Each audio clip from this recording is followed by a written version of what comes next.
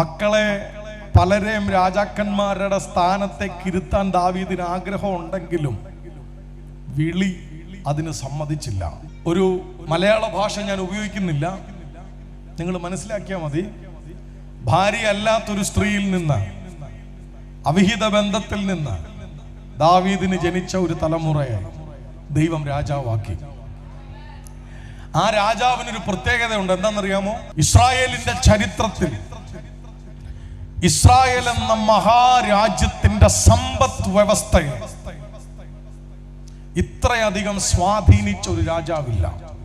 ഇസ്രായേലിനെ ഭരിച്ച രാജാക്കന്മാരിൽ ഏറ്റവും ജ്ഞാനിയായ ഒരു രാജാവ്, ഇയാൾക്ക് സമന്മാർ വേറെ ആരുമില്ല. എല്ലാ സൗഭാഗ്യങ്ങളും ഇസ്രായേലിന് വന്നു ചേർന്നത് ഈ രാജാവ് നിമിത്തമാണ്. സാമ്പത്തികമായി, സമ്പദ് വ്യവസ്ഥയിൽ മാത്രമല്ല, മറ്റ് രാജ്യങ്ങളുമായിട്ടുള്ള ബന്ധങ്ങളിലാണെങ്കിൽ പോലും ഈ ആൾ നിമിത്തമാണ് ഇത് സംഭവിച്ചത്. ഇനി മറ്റൊരു കാര്യം, ദൈവത്തിന്റെ ആലയമായ ജെറുസലേം ദേവാലയത്തിന്റെ ആണിക്കല്ലിടാൻ ദൈവം നിയോഗിച്ചതും ഇവനെയാണ്.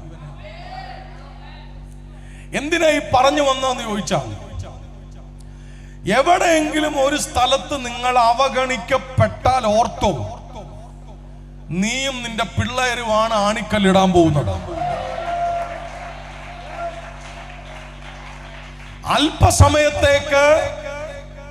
അല്പസമയത്തേക്ക് പിടിച്ചു നിൽക്കാൻ പറ്റാത്ത തരത്തിലുള്ള തിരമാലയ്ക്കകത്തൂടെ പോകുന്നെങ്കിലും ഇതെല്ലാം കഴിയുമ്പോൾ വെളിപ്പെടുന്ന ഒരു ശാന്തതയുണ്ട്. അത് ദൈവം നിനക്ക് തരുന്ന റിസൾട്ടാണ്.